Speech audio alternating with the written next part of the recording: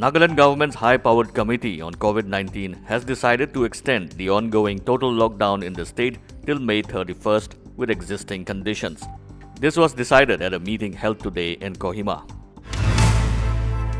Delhi Chief Minister Arvind Kejriwal today tweeted, "If the third wave of COVID-19 comes, then we have to be prepared in advance to fight it." Took some important decisions in a meeting with the officials today. "We will create a special task force to protect children from the third COVID-19 wave," he further wrote. Vaccination for coronavirus can be taken 3 months after recovery, the center said today.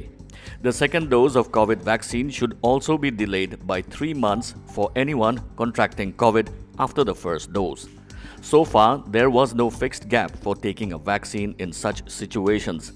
Individual physicians recommended a gap of 2 or 4 weeks depending on the condition of the patient. Union Health Minister Harshvardhan today said the government aims to ramp up the COVID-19 testing to 25 lakh tests per day. Yesterday, we conducted the highest COVID-19 tests in the world as we tested more than 20 lakh samples in India, he said.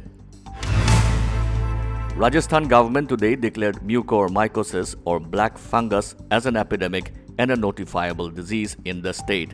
The state government said the number of black fungus cases in the state is increasing due to rise in COVID-19 infection. Earlier, Haryana government declared black fungus as a notifiable disease in the state. The banned United Liberation Front of Assam independent Ulfa I confirmed that ONGC employee Ritul Saikia, who was abducted from an oil field in Assam, is in their custody. "We'll have to talk with ONGC and will surely release him after that. No harm will come to him," Ulfa I Commander-in-Chief Paresh Barua said.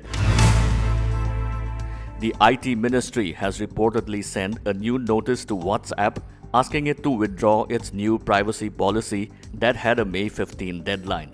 The government said the changes and the manner of introducing them undermine the sacrosanct values of informational privacy, data security, and user choice for Indian users. The government has given WhatsApp till May 25th to respond. Supermodel Naomi Campbell took to Instagram to announce she has welcomed her first child. "So honored to have this gentle soul in my life. There are no words to describe the lifelong bond that I now share with you," she wrote while sharing a picture. Naomi, while turning 51 on May 22nd, didn't disclose any other details about the newborn.